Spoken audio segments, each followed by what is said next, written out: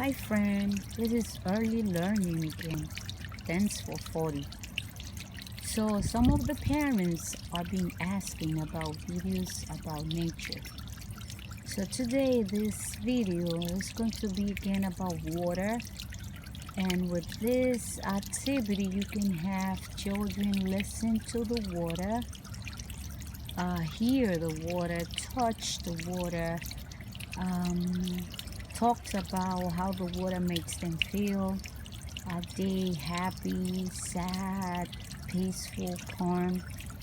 They can also touch the different materials and compare and see if the material is hard, soft, bumpy, rough.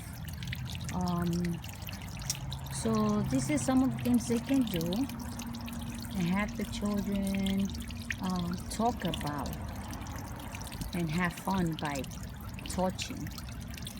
So anyway friends, thanks for watching this video. See you soon. Bye bye.